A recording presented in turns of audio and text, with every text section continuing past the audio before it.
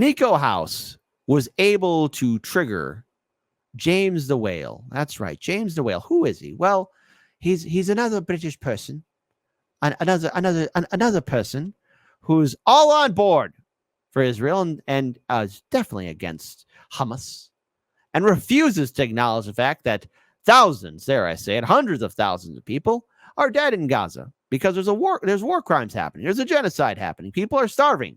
People are dying in Gaza.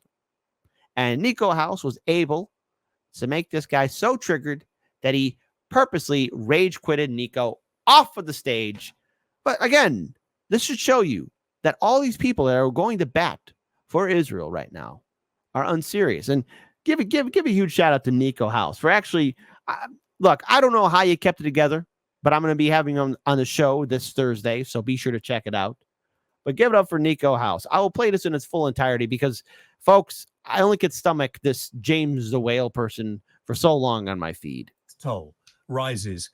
Well, we don't know that at all because it's a terrorist group who keep giving out these numbers of people who die.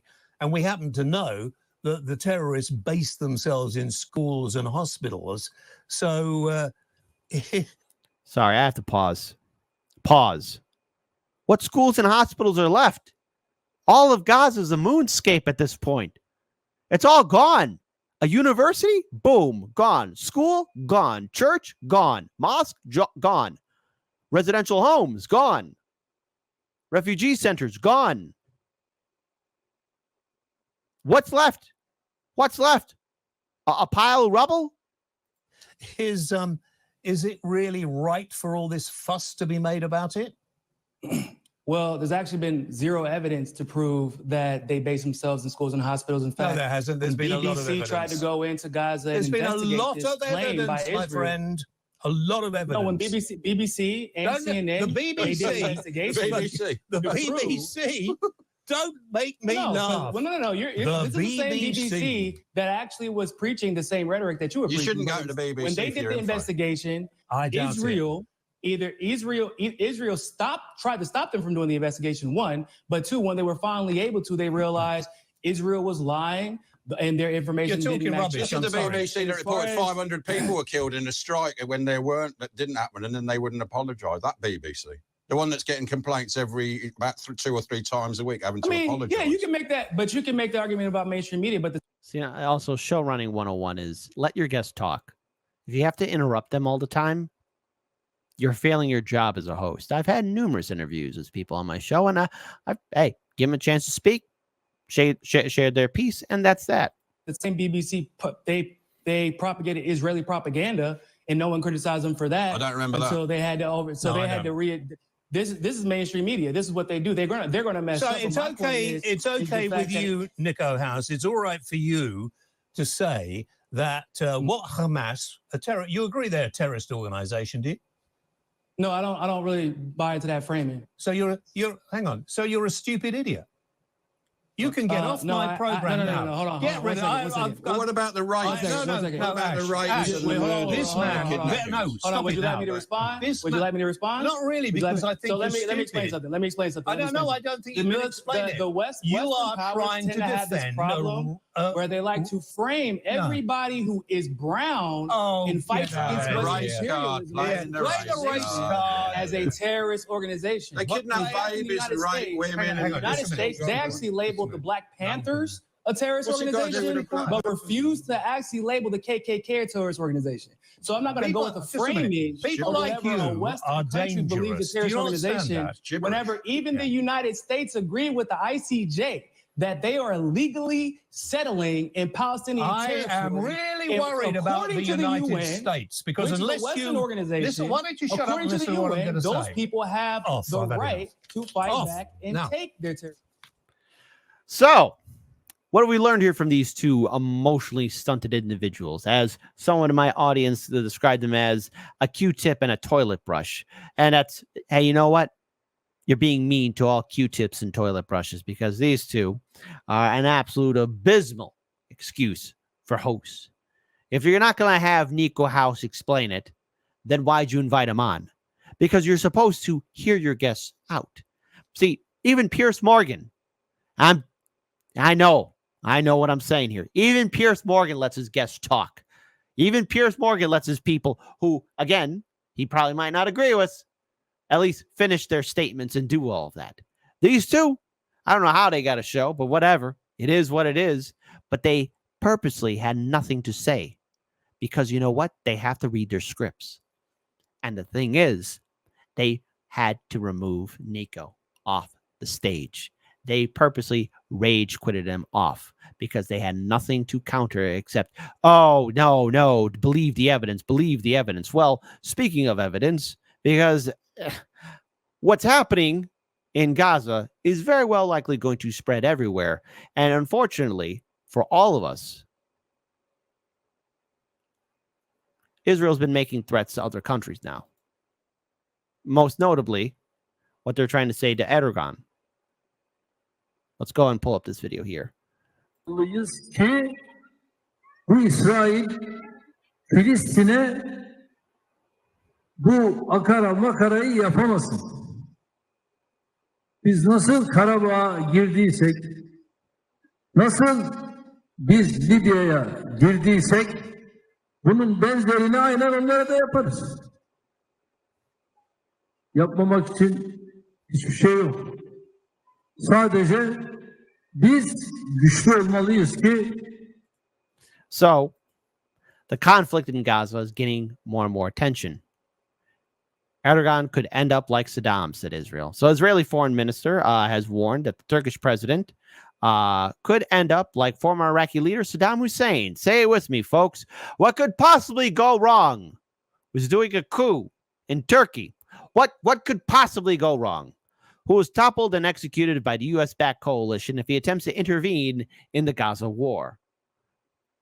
So many people are seeing hundreds of thousands of people die. Anyone with a conscience can't ignore it.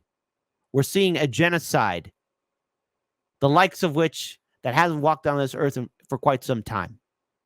We're seeing people getting exterminated, and it's being shared all over social media. So Erdogan traded threats with Israeli officials on Sunday over the IDF's ongoing operation in Gaza, as well as rapidly escalating tensions with the Lebanese armed group Hezbollah. Speaking at the rally in his hometown of Riz, Erdogan suggested that Turkey could enter Israel in order to help the Palestinians. We must be very strong so that Israel can't do these ridiculous things to Palestine. In the past, he has condemned Israel's actions in Gaza to those of Nazi Germany and likened Israeli Prime Minister Benjamin Netanyahu, the first name Adolf, the last name Hitler. There is so much madness happening.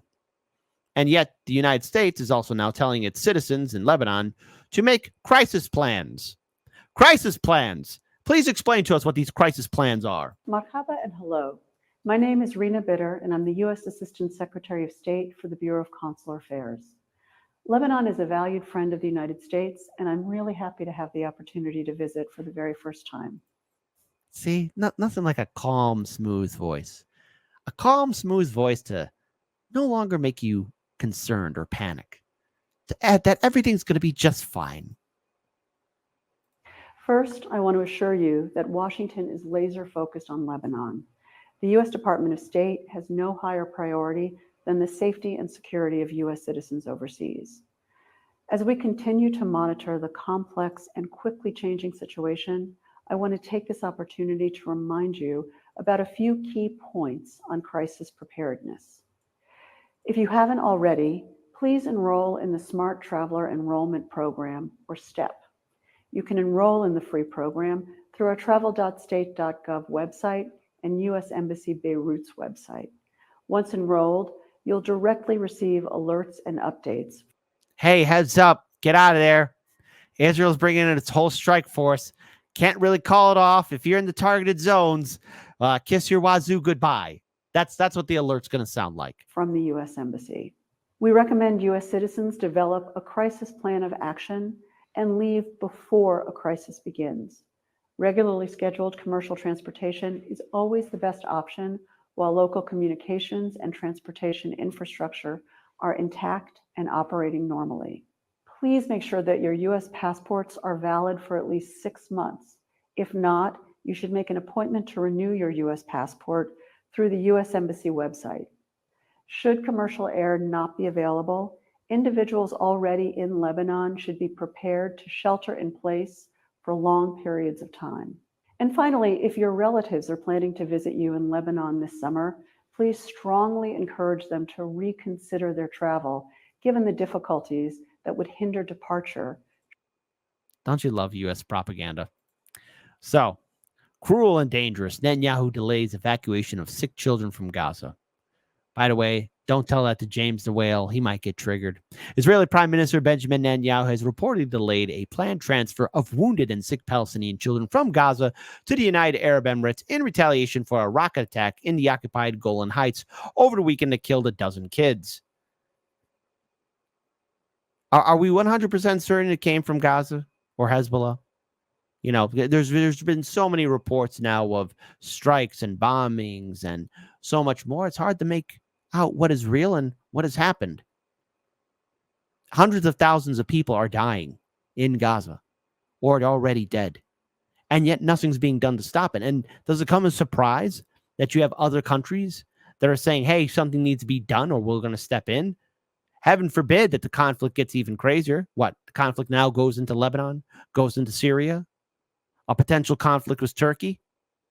Last I checked, wasn't Turkey and the United States allies, or at least are that close, good friends through cooperation, such as trade and goodwill? If this war isn't halted, how much more blood will be shed? The delayed plan, according to the Haaretz, involved evacuating patients from Gaza for treatment in the United Arab Emirates.